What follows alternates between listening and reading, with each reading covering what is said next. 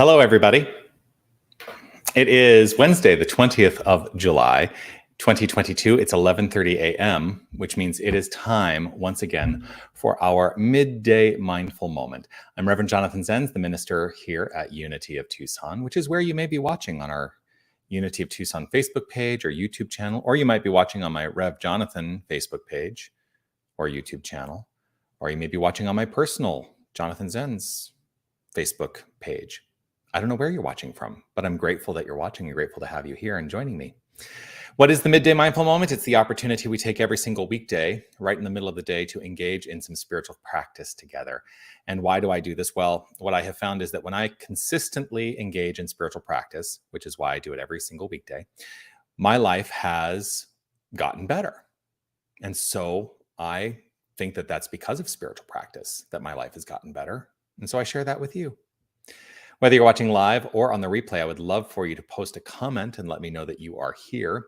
I do see that Ariel is here. Good morning and good morning. Hi, Sherry. Grateful to see you here. William and Anita, grateful to see you here. I'm going to put your messages up. I'm going to show there's Ariel saying good morning to us all. I love that picture of you and Beth, Ariel. It's lovely. There's Sherry. Hi. Sherry up on the roof of Unity. I know where that is. And then there's William there. William hiking, which he often does.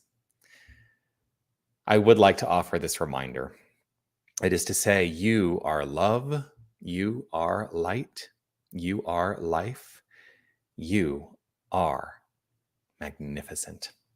And I'm so grateful that you shine your light and share your magnificence. There's Sue with her lovely flower that looks like a heart. And then there's Anna.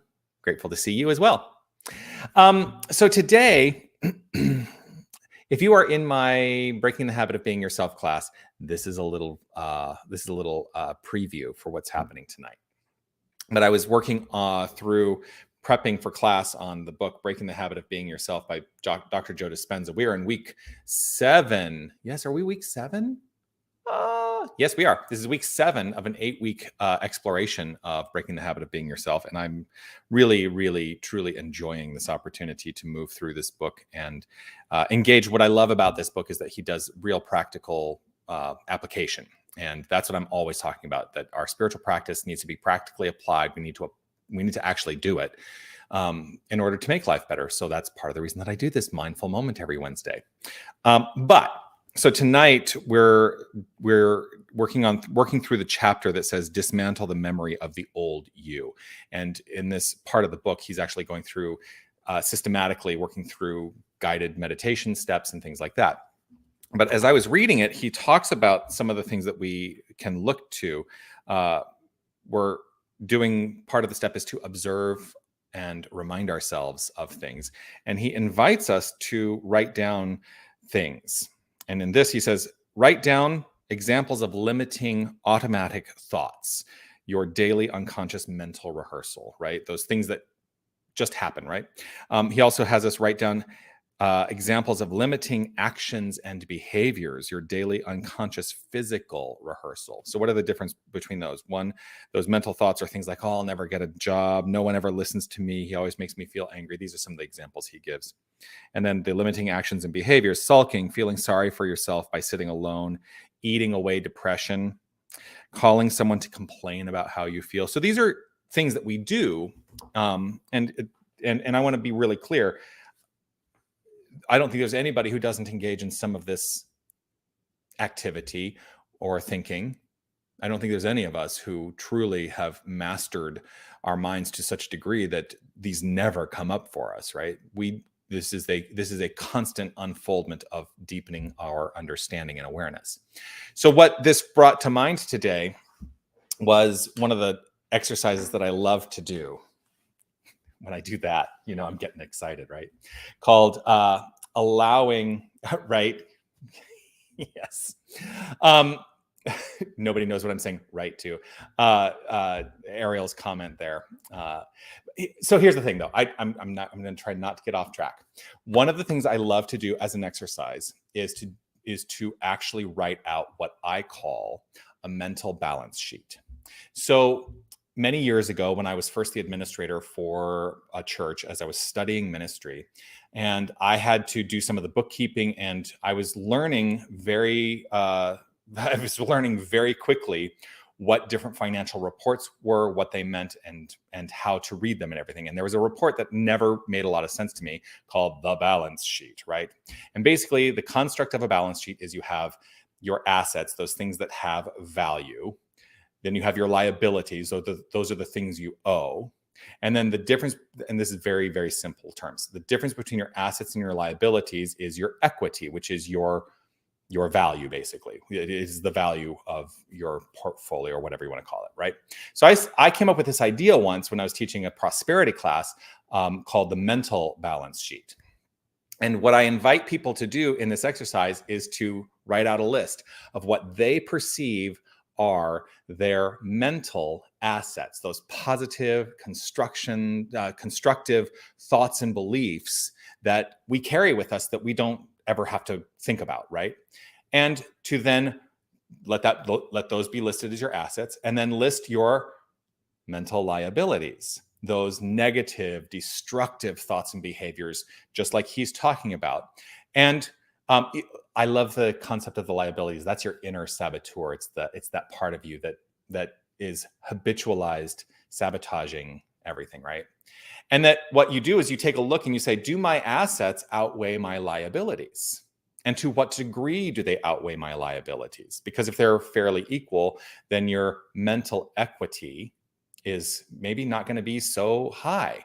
So part of it is, if your assets outweigh your liabilities mentally, then you are in a positive relationship. If your assets are less than your liabilities, then you may have some work to do. That's a negative. It's a negative, or you're underwater, right? And I think that when we feel overwhelmed, when we feel overwhelmed by all the things and we start really beating ourselves up, we're actually putting a lot more investment in the liabilities. And that's the thing that puts us underwater, and it feels very heavy. So how do you change it? How do you change it? Well, you invest in your assets. You invest in your mental assets. How do you do that? Well, you're doing it. You're doing it right now by engaging in some form of spiritual practice. I think that is a way to truly engage in investing in your mental assets. And the more you invest in your mental assets, the more they outweigh your mental liabilities, and the greater mental equity you develop, the greater worth, the greater value you may find you have.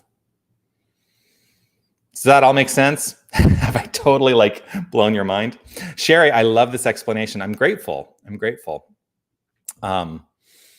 Yeah.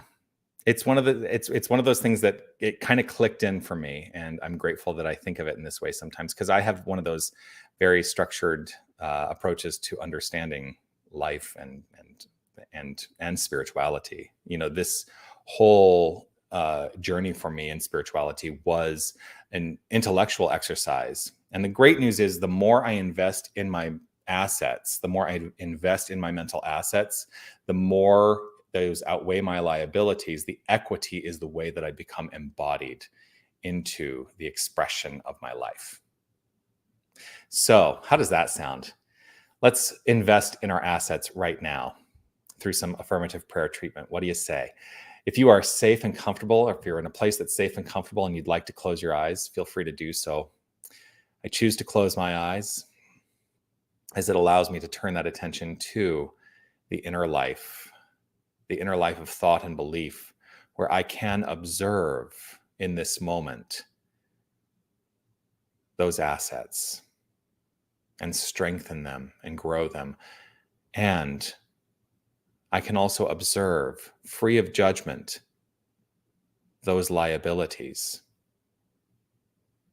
And I can recognize the way in which the assets outweigh the liabilities, strengthening my mental position and value. This is all possible because of this truth that I carry with me and understand wholeheartedly, that there is only one infinite power. There is only one infinite presence. There is only one infinite principle. There is only one infinite creative energy. There is one source. There is one thing going on.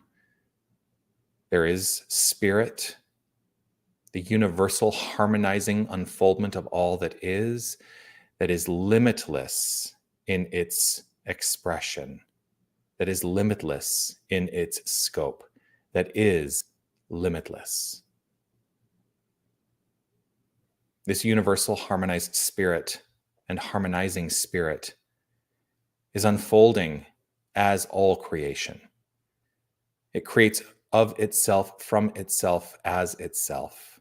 And so all that I perceive in the experiential life, all physical form, everything seen, everything unseen, all things manifest. It's all the unfoldment of spirit.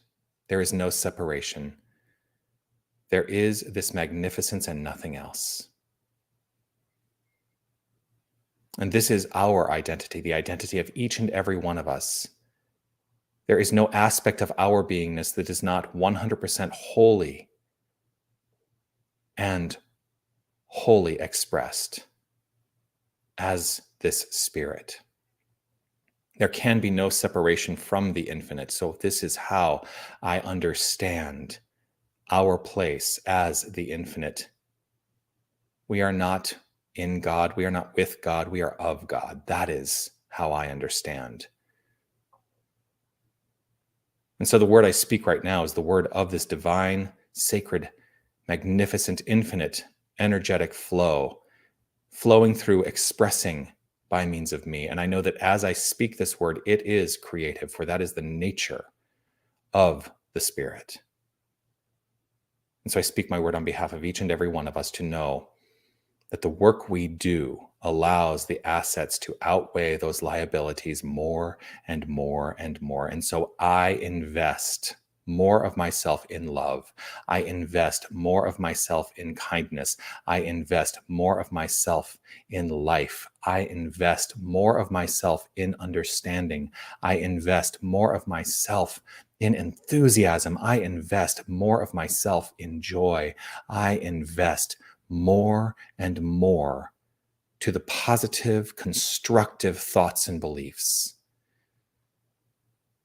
And I needn't worry about anything that is in that liability category, because as I make the investment into that which is positive and constructive, it outweighs those liabilities and the value increases. The value of my expression and experience of life increases. And I trust this as so for every single person I encounter, every single person within the sound of my voice. I trust that this is so. And so it is with gratitude that I allow the pure, magnificent unfoldment of this word spoken to do its work in the fullness and expression of my life. And in the fullness and expression of the lives of each and every one of us, I trust and know that my word spoken is complete, and having been expressed, it returns fully formed, for it can never return void. And I simply allow. I allow.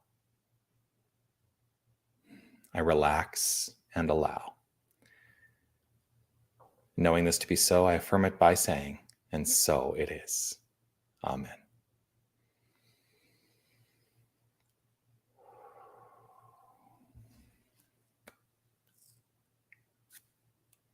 And so it is. Well, thank you for joining me here today. A little bit longer today, just because I had a lot to say, clearly. Always grateful for this opportunity to spend time with you.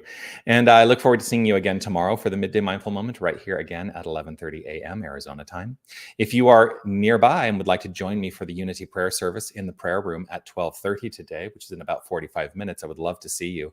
It's about 20 to 30 minutes of contemplation and prayer, and always delighted to have people join in that. experience. Also join me Sunday mornings at 9 a.m. No, at 9:30. Join on Sunday mornings at 9:30 a.m. for our guided meditation, now being led by our magnificent prayer chaplains, and grateful for their step up into service. So ninth, and Sherry, I think you're here on Sunday leading the meditation, right? Sherry Hoffman is one of our prayer chaplains. Yeah, so join 9:30 for the prayer, sir, for the join at 9:30 for our guided meditation on Sunday mornings and 10 a.m. for our celebration service. Megan, I'm thrilled to have a spiritual investment advisor. I love that. I'm taking that on as my new title, a spiritual investment advisor. Yes, I love that, love that, love that. Oh, thank you for that. Anyway, keep commenting, whether you're watching on the replay. I love to go back and look at the comments that come in later in the day. And like, share, follow, subscribe. Definitely share this video, because I think this is, for me, this is a description of why investing in spiritual practice is so important, because it increases our mental assets. I look forward to seeing you all soon. Peace and blessings to you.